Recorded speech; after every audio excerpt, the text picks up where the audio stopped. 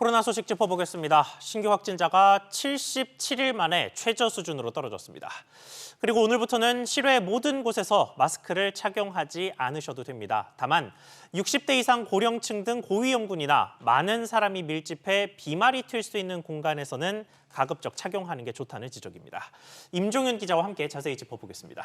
임 기자, 네. 일단 확진자가 많이 줄었습니다. 그렇습니다. 오늘 영시 신규 확진자가 어제보다 11,000명이 넘게 줄어서 14,000여 명을 기록을 했는데요. 이게 주말 효과가 있는 거가 뭐 충분히 감안이 되더라도 77일 만에 가장 적은 규모니까 어쨌든 뚜렷한 감소세가 여전히 하다라는 걸 다시 한번 확인을 했습니다. 일주일 전과 비교해 보니까 5,000명 줄었고요.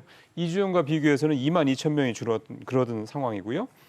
위중증 환자도 표에서 보신 것처럼 일단 400명대, 어제보다 좀 늘긴 했어도 400명대 초중반 수준을 계속해서 좀 유지를 하고 있는 그런 모습이고, 사망자가 최근에 크게 늘어서 좀 걱정이 좀 커졌었는데 사망자 어제 같은 경우 보에 비해서 40명이나 줄어도 33명으로 크게 좀 줄어든 모습이 좀 나타났습니다.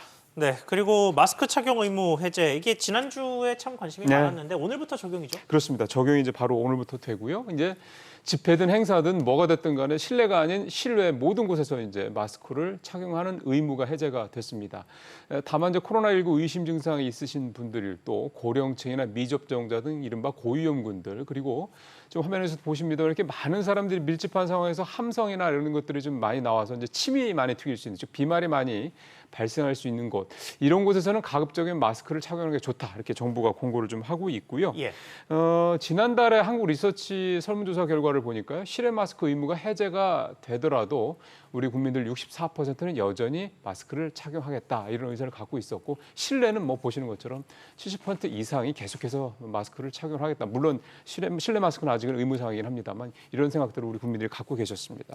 그렇군요. 네, 하긴 너무 오랫동안 써와서 이제 좀 익숙해진 것 익숙한 같긴 거죠. 합니다. 네. 네, 알겠습니다. 그러면 이제 남은 방역 조치들은 뭐가 있습니까? 예, 한 4가지 정도가 됩니다. 주요 뭐 방역 조치들만 보면 그런데, 일단 실내 마스크 당연히 계속 착용하는 거, 그다음에 요양병원에서 대면 접촉을 못하게 하고 있는 거, 입국 후에 1일 이내 PCR 검사를 해야 된다는 거, 그다음에 확진됐을 때 7일간 이제 자가격리를 하는 거, 이렇게 크게 보면 4가지 정도인데, 뭐 예. 여기서 아시는 것처럼 실내 마스크는 이미 정부가 분명한 입장을 밝혔고요. 내년 봄쯤이나 돼야 될 것 같습니다. 그다음에 요양병원 그 대면 접촉은 일단 풀렸다가 지난 추석 때 다시 이제 묶였던 건데, 이게 그래서 아무래도 가장 먼저 풀릴 것으로 예상이 되는 그런 조치가 되겠고요.